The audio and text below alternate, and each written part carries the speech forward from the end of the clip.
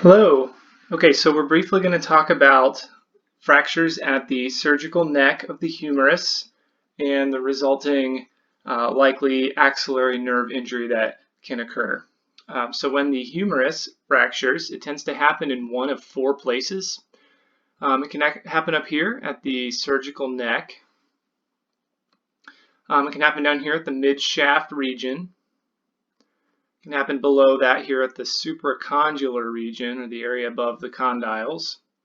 And then you can also get a fracture here at the medial epicondyle, and at each one of these four places you can get a specific nerve or artery lesion, although we'll be focusing mostly on the nerve deficits that can occur. Up here at the very first one at the surgical neck, you can get damage to the axillary nerve. Down here at the midshaft region on the back of the humerus is where the radial nerve and the deep artery of the arm are running, so you can damage the radial nerve there.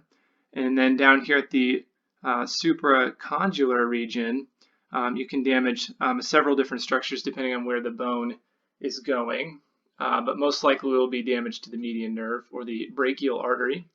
And then over here at the medial epicondyle, you can, if you get a fracture there, you can damage the ulnar nerve.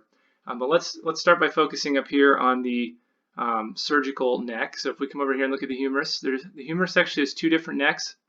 The first one is right here. This is the anatomical neck, and it's less likely to get a fracture there.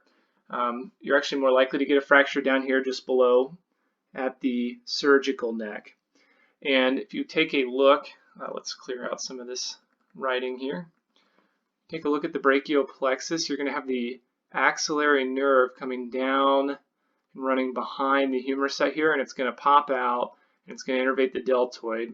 It also innervates the teres minor, but that's not as important to note. The most important thing clinically is that it innervates the deltoid. Okay, so fracture at the surgical neck can damage the axillary nerve, but there's another thing that can also damage the axillary nerve that's in this same region.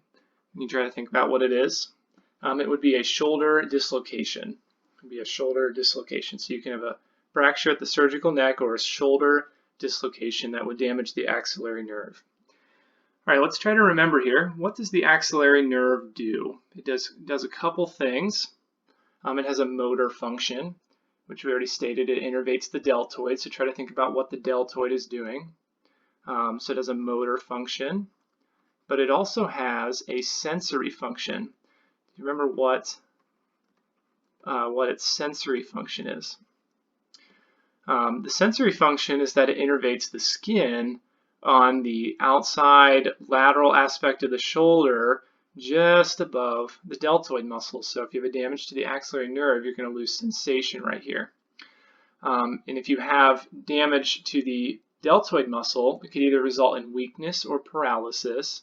And if this goes long term and is not treated, you can actually have a flattening of the shoulder right here.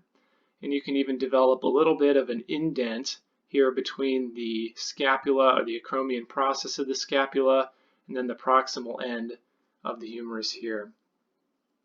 Weakness of the deltoid would manifest as an inability to abduct the arm between about 15 degrees up to about 90 to 110 degrees in there. So between 15 and we'll say approximately 100 degrees. This means that if your arm is perfectly flat at your side, it's not the muscle that's going to initiate abduction. That muscle will actually be the supraspinatus, which is one of the rotator cuff muscles and can be injured as well, and commonly is injured in an elderly population, but we'll talk about that more in another video. And then beyond 100 degrees is actually accomplished by the trapezius muscle and the serratus anterior. And again, those would be separate injuries as well if the patient could not abduct their shoulder above their head. But damage to the deltoid would be from 15 to about 100 degrees.